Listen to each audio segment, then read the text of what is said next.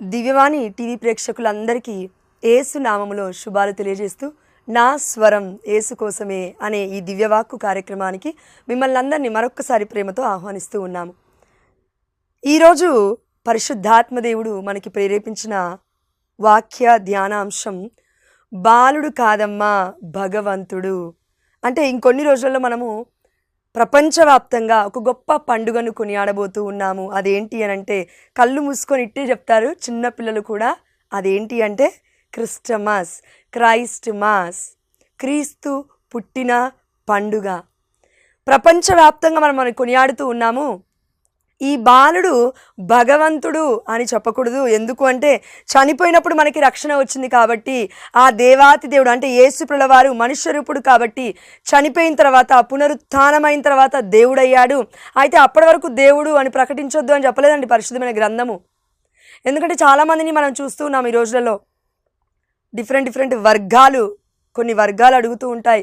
కొన్ని సిద్ధాంతాలతో వాళ్ళు ముందుకు వస్తూ ఉన్నారు. అబద్ధపు సిద్ధాంతాలు. అవి ఏంటంటే పుట్టిన పసి బాలుడిని ఆరాధించడం కాదు, క్రీస్తు మరణించిన తర్వాత దేవుడై ఉన్నాడు కాబట్టి మనం ఆరాధిస్తున్నామని. లేదండి, నిజంగా పరిశుద్ధమైన గ్రంథం ఏం చెప్తుందో ఈరోజు మనం చూడబోతూ ఉన్నాము. అందుకే బాలుడు కాదమ్మా భగవంతుడు అనే ఒక టైటిల్ మీద మనం ఈరోజు వాక్య ధ్యానాంశాన్ని నేర్చుకుంటూ ఉన్నాము. మత్తయి సువార్త 1వ అధ్యాయము 23వ వచనం చూడండి. మనందరికీ తెలుసు, మన కనతలేని కథోలిక శ్రీ సభ మొత్తము కూడా సువార్త అనగానే మొట్టమొదటిగా దేన్ని నమ్ముతుందంటే దేవదూత గబ్రియేలు దేవదూత పరలోక రాజ్యం నుండి వచ్చి అమ్మ మరియ తల్లితో శుభవర్తమానము పలుకుతుంది, అంటే మంగళవార్త చెప్తూ ఉంది. ఆ సందర్భంలో చెప్తున్న మాటలు ఏంటంటే, ఇదిగో నీవొక కుమారుని కంటావు, ఆయనకి యేసు అని పేరు పెట్టు. యేసు అనగా తన ప్రజలను పాపము నుండి కాపాడుటకు రక్షకుడు పుట్టబోతున్నాడు అని. మత్తయి సువార్త 1వ అధ్యాయము మనము 23 వచనాలు ధ్యానించుకున్నట్లయితే, ఇదిగో ఒక కన్య గర్భము ధరించి ఒక కుమారుని కనును, ఆయనను ఇమ్మానుయేలు అని పిలిచెదరు. ఇమ్మానుయేలు అనగా దేవుడు మనతో ఉన్నాడు. ఆమేన్, హల్లెలూయా. సువార్త మొదలు పెట్టగానే మత్తయి సువార్తలో మొట్టమొదటి అధ్యాయం 23వ వచనంలోనే మనం చూస్తున్నాము, ఇమ్మానుయేలు అనగా దేవుడు మనతో ఉన్నాడు. పుట్టబోతున్న పసి కందు గురించి ఆ దేవాతి దేవుడు గాబ్రియేలు దూతను పంపించి మరి మాట్లాడుతూ ఉన్నాడు కదా. అదేవిధంగా ఈ సందర్భంలో జోజప్ప గారితో కూడా కలలో కనిపించి దేవదూత మాట్లాడుతుంది, ఇదిగో యేసు అని మీరు పేరు పెట్టాలి అని. అదేవిధంగా మరి ఈ ప్రవచనము ఎక్కడుంది? పాత నిబంధనలో. ఇక్కడ నెరవేర్పు అయింది కదా కొత్త నిబంధనలో. అంటే యెషయా గ్రంథము 7వ అధ్యాయము 14వ వచనం మనం చూసుకుంటే, యెషయా గ్రంథము 7వ అధ్యాయం 14వ వచనం చూడండి. సరే వినుడు, ప్రభువే మీకొక గుర్తును చూపించును. ప్రపంచం అంతటికీ దేవాదేవుడు చెప్తున్న మాట ఏంటంటే, సరే మీరు ఇప్పుడు వినండి. అదేంటంటే ప్రభువే, దేవుడే మీకొక గుర్తును చూపించును. యువతి గర్భవతి అయి ఉన్నది, ఆమె కుమారుని కని అతనికి ఇమ్మానుయేలు అని పేరు పెట్టును. చూడండి, తల్లి పేరు పెడుతుంది, ఒక కన్య పేరు పెడుతుంది అని ఉంది ఇక్కడ. అంటే అమ్మ మరియ తల్లిని కూడా పక్కకు పెట్టలేదండి దేవుడు. యావే ప్రభుకి ముద్దు బిడ్డ అమ్మ మరియ తల్లి. అందుకే కన్నతలైన కథోలిక శ్రీ సభలో ఆ దేవాతి దేవుడి గురించి మాట్లాడుకున్నప్పుడల్లా మనం ఆ దేవుడి తల్లి అనబడుతున్న అమ్మ మరియ తల్లి గురించి మాట్లాడుకుంటున్నాం. ఎందుకంటే దేవుడు అని యేసుప్రభుల వారిని మనం నమ్మకపోతే ఆ దేవుణ్ణి కన్న తల్లి మరియ తల్లి అని కూడా మనం విశ్వసించలేం. అందుకే కన్నతల్లి అయిన కథోలిక శ్రీ సభలో మనం అందరం కూడా ధన్యులమే. ఎందుకంటే సత్య ఉపదేశాన్ని మనకి పంచిపెడుతూ ఉన్నారు మన యొక్క గురువులు, యాజకులు. వేరే వర్గాలలో ఈ యొక్క గొప్పతనం లేదండి. దేవుని పక్కకు పెట్టేస్తారు, దేవుణ్ణి కన్న తల్లిని పక్కకు పెట్టేస్తారు. అంతెందుకు, యేసయ్యని అనుసరించిన పునీతుల్ని పక్కకు పెట్టేస్తారు, మనుషులందరినీ పక్కకు పెట్టేస్తారు. ఇప్పుడు బ్రతికున్న మేమే గొప్పవాళ్ళమని చెప్పుకుంటూ ఉన్నారు. ఇది అసత్యమైన బోధన. దేవుడు చెప్తున్నాడు, నన్ను విశ్వసించిన వాడు మరణించినను జీవవంతుడే అని. అందుకే ఈరోజు మనం ధ్యానించుకుంటున్న అంశం ఏంటంటే, దేవుణ్ణి పట్టుకున్నవారు ఇమ్మానుయేలు, దేవుడు మనతో ఉన్నాడు, దేవుడు మనతో ఉన్నాడు. అయితే మనము దేవుడితో ఉన్నామా అని ఈ యొక్క అంశాన్ని ఇంకా లోతుగా మనం ధ్యానించుకుందాం. డైరెక్ట్గా మనం వాక్యం చూస్తున్నాం. పాత నిబంధనలో యెషయా గ్రంథం 7వ అధ్యాయం 14వ వచనంలో ఇమ్మానుయేలు అనగా దేవుడు మనతో ఉన్నాడు అని దేవుడు చెప్తూ ఉన్నాడు ఈ వాక్యాన్ని, పరిశుద్ధాత్మ దేవుడు. అవునా? ఎస్. ఈ యొక్క ప్రవచన నెరవేర్పుడు ఎక్కడ జరిగింది అంటే మత్తయి సువార్త 1వ అధ్యాయం 23-24 వచనాలు మనం చూసినాము. ఇమ్మానుయేలు అనగా దేవుడు మనతో ఉన్నాడు. దాని తర్వాత మత్తయి సువార్త 2వ అధ్యాయం 2వ వచనం చూడండి. అక్కడ జ్ఞానులు పుట్టిన శిశువుని సందర్శించుకోవడానికి వెళ్తూ ఉన్నారు. ఆ సమయంలో యూదుల రాజుగా జన్మించిన శిశువు ఎక్కడా? పుట్టింది శిశువే, కానీ యూదుల రాజుగా జన్మించిన శిశువు ఎక్కడా? ఆయన నక్షత్రము తూర్పు దిక్కున చూచి మేము ఆరాధింపవచ్చుతిమి. చూడండి, పుట్టిన పసి కందుని, పసి బాలుని వాళ్ళు ఏమంటున్నారంటే జ్ఞానులు అని పరిశుద్ధమైన గ్రంథం చెప్తుందండి. జ్ఞానులు ఎవరిని ఆరాధింపవచ్చుతిరంట? పసి బాలుడైన మన పరిశుద్ధమైన బాలయేసుని ఆరాధింపవారు వస్తున్నారు. ఇది కేవలం నోటి మాట కాదండి. మత్తయి సువార్త 2వ అధ్యాయం 11వ వచనం చూడండి. అంతటా వారు ఆ గృహమున ప్రవేశించి తల్లి మరియమ్మతోనున్న బిడ్డను చూచి సాష్టాంగపడి ఆరాధించిరి. ఆ దేవాతి దేవుడు చనిపోయిన తర్వాత పునరుత్థానుడైన తర్వాత దేవుడు అని ఆరాధించడం కాదండి, పుట్టినప్పుడే ఆరాధిస్తున్నారు ఇక్కడ జ్ఞానులు. మనము కూడా పరిశుద్ధమైన బాలయేసు మన యొక్క జీవితాల్లో పుట్టి ఉన్నాడా, మన యొక్క హృదయంలో పుట్టుతున్నాడా? అయితే మనం ఆరాధించాలి అని ఆ దేవాది దేవుడు ఈ యొక్క క్రీస్తు పండుగని, క్రీస్తు మహోత్సవాన్ని ప్రపంచవ్యాప్తంగా మనం కొనియాడేలాగున మన కన్నతల్లి అయిన కథోలిక శ్రీ సభలో మన 4 ఫాదర్స్ అంటే మన పెద్దలు, చర్చి పెద్దలు మనకి నియమించి ఉన్నారు ఈ యొక్క డేట్ని. కాబట్టి మనమందరము ఈ పండుగ కొనియాడుతున్న మనమందరము కూడా ధన్యులమే. ఎందుకంటే మనకు నిరీక్షణ ఉంది. పుట్టిన బాలుడు పసి బాలుడు కాదమ్మా, పరమోన్నతుడు, పరిశుద్ధుడు, పరలోక భూలోక నాథుడు, మనందరినీ రక్షించుటకే వచ్చిన యేసు ప్రభువారు. అదేవిధంగా ఈ బాలుడు కేవలం బాలుడే కాదు, భగవంతుడై ఉన్నాడు.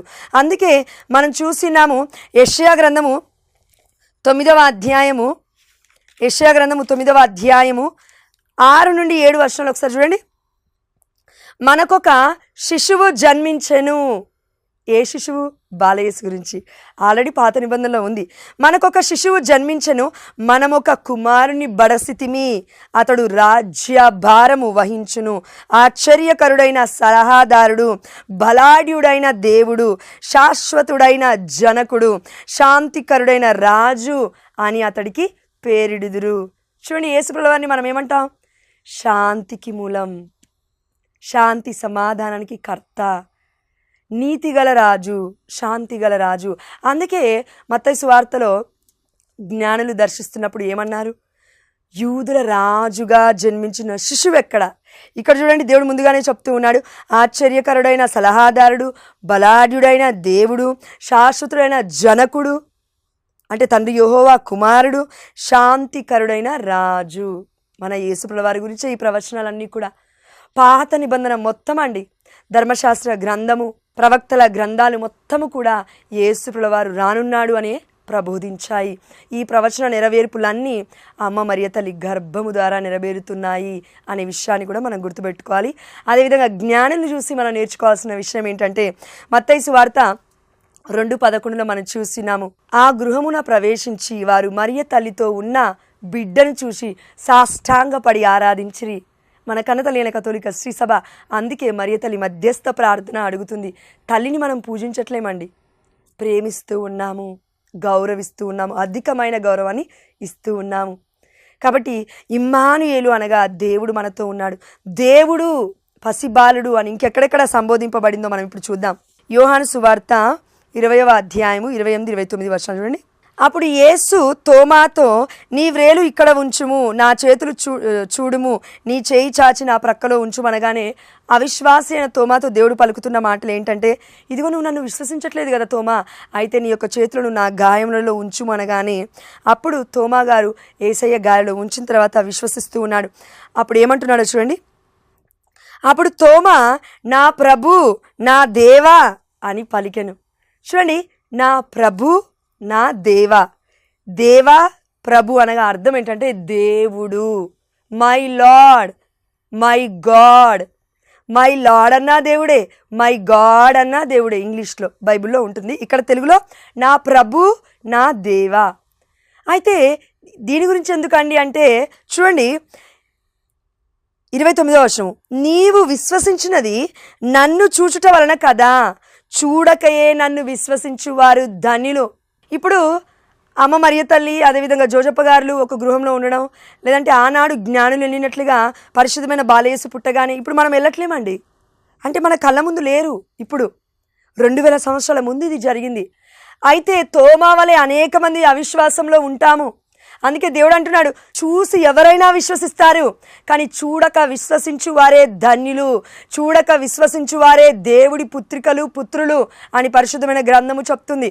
అందుకే ఈరోజు 2000 సంవత్సరాలు అయినప్పటికీ మన కన్నతల్లి అయిన కథోలిక శ్రీ సభ సాంప్రదాయం మనకేం చెప్తుందంటే, నిజముగా పసికందుడైన పసిబాలుడైన దేవుడైన మన పరిశుద్ధమైన యేసుప్రభువారు భగవంతుడు అని కనతలిన కథోలిక శ్రీ సభ పుట్టక ముందు నుండే పాత నిబంధన నుంచే ప్రకటిస్తూ ఉంది.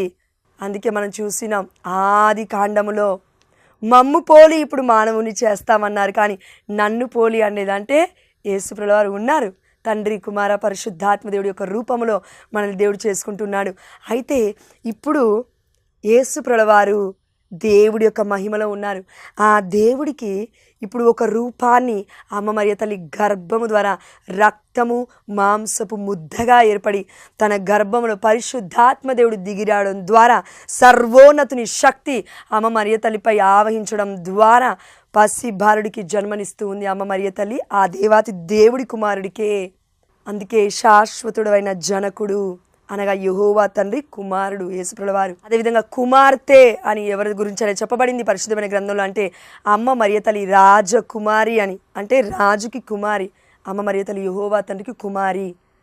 అందుకే మనం అందరం గుర్తుపెట్టుకోవాల్సిన విషయాలు ఏంటంటే అంటే లూకా సువార్త 2వ అధ్యాయము 11వ వచనం దగ్గరికి ఒక్కసారి రండి. నేడు దావీదు నగరమున మీకు ఒక రక్షకుడు పుట్టెను. పుట్టిన పసికందు పేరు ఏంటండి? రక్షకుడు. రక్షించడానికి పుట్టాడు మనల్ని కూడా.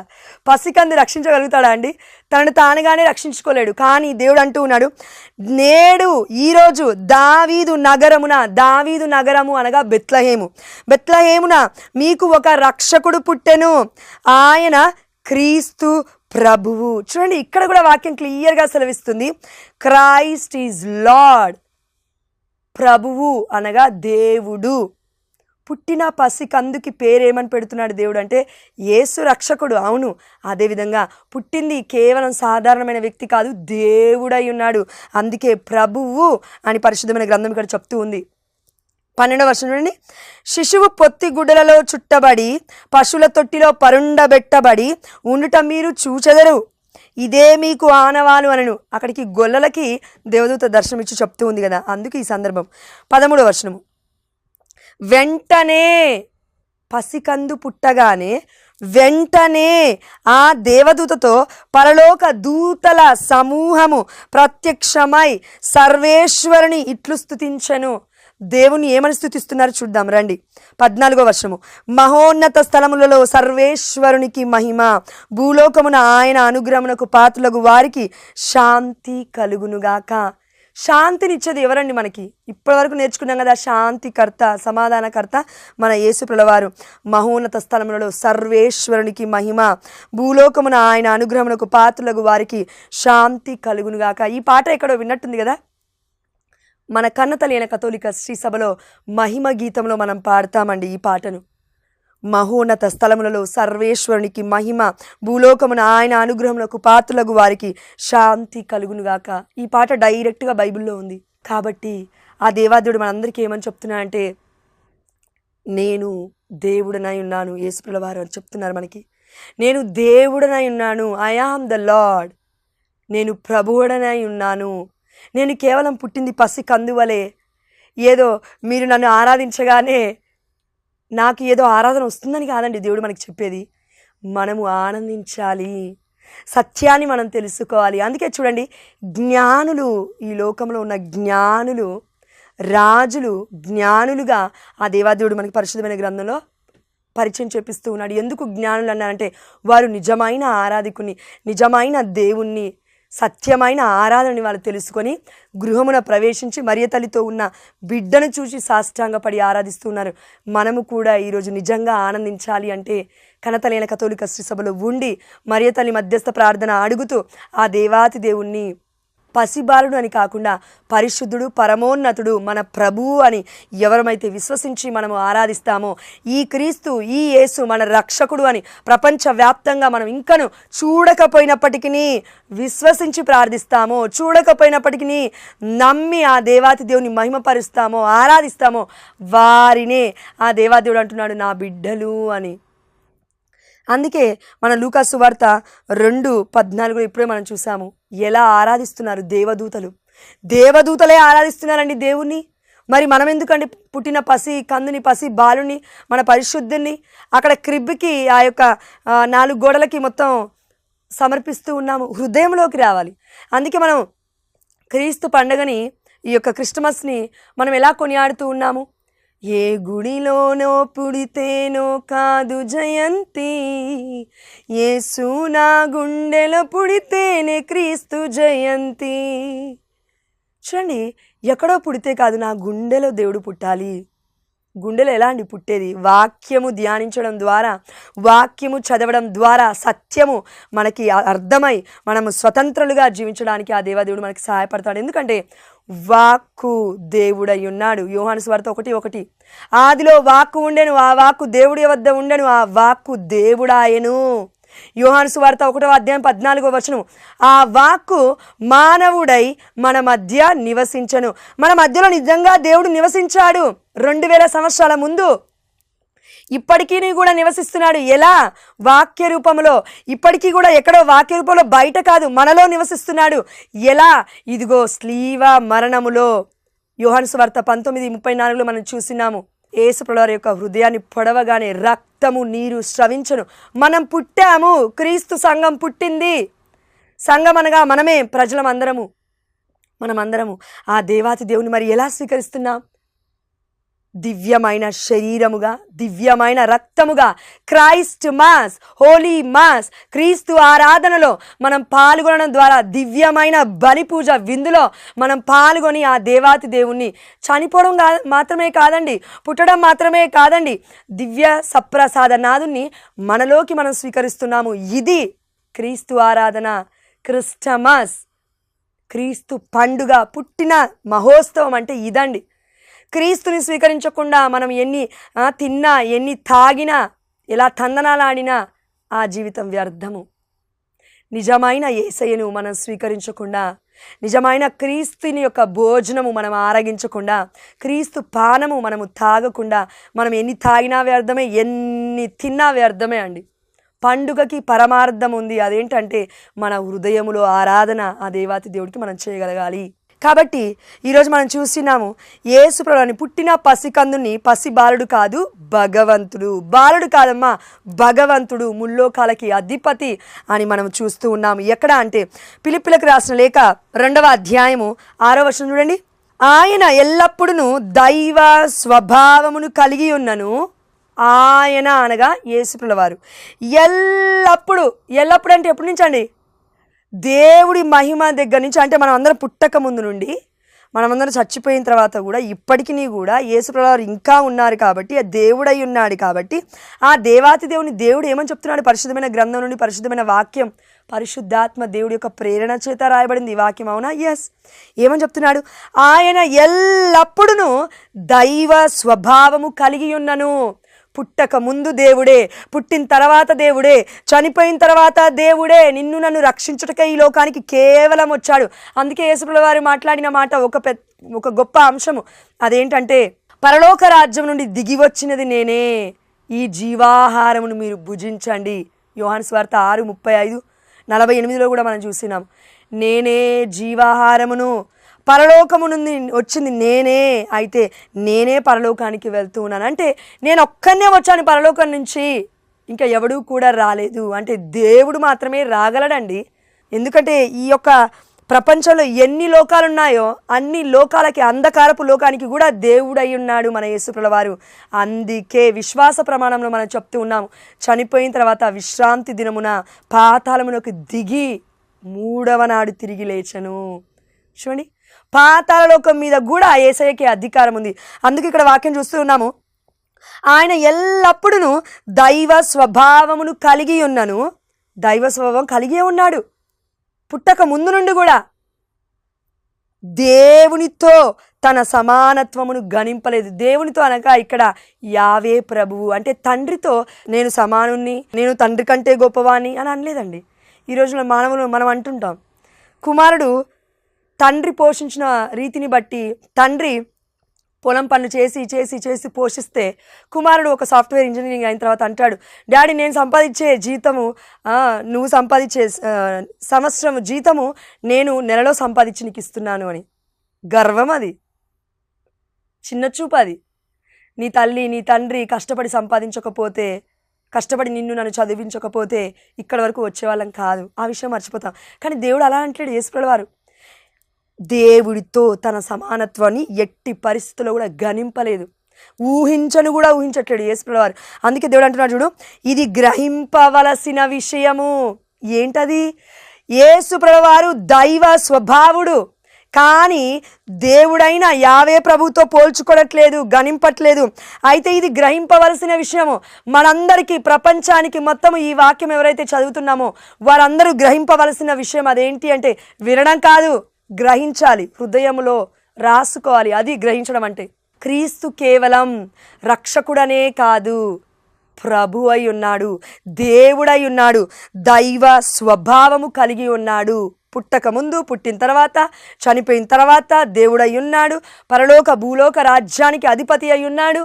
రాజుల రాజు, ప్రభువ ప్రభు. పుట్టింది పసికందు కాదు, అందుకే యూదుల రాజుగా జన్మించిన శిశువెక్కడా అని ఆనాడు జ్ఞానులు పరిశుద్ధాత్మ ప్రేరణ ద్వారా మాట్లాడుతూ ఉన్నారు. మరి మనకి జ్ఞానం ఉందా? అయితే జ్ఞానం ఉంటే మనమేమనాలంటే పసిబాలుడు కాదు, పరిశుద్ధుడు, చిన్న బాలుడని కాదండి, రక్షకుడు పుట్టింది. ఇది మనం విశ్వసించాలి అని ఆ దేవాదేవుడు కోరుకుంటున్నాడు. అందుకే చూడండి 7వ వచనము, కానీ ఆయన తన్ను తాను రిక్తుని చేసుకొని సేవక రూపమును దాల్చి మానవ మాతృడుగా జన్మించాడు. క్లియర్ అయిపోయింది. చూడండి, క్లియర్గా చెప్తుంది వాక్యము. సేవక రూపముని, ఒక రూపముని దాల్చాడు.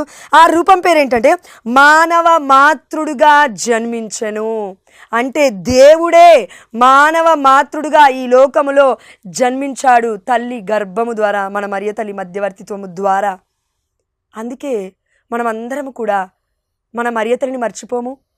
ఆ దేవుణ్ణి కన్న తల్లి అని ఎందుకు అంటామంటే, మొదటిగా పరిశుద్ధమైన బాలయేసు దేవుడు అని నమ్ము, మొదటిగా పరిశుద్ధమైన బాలుడు భగవంతుడని నమ్ము.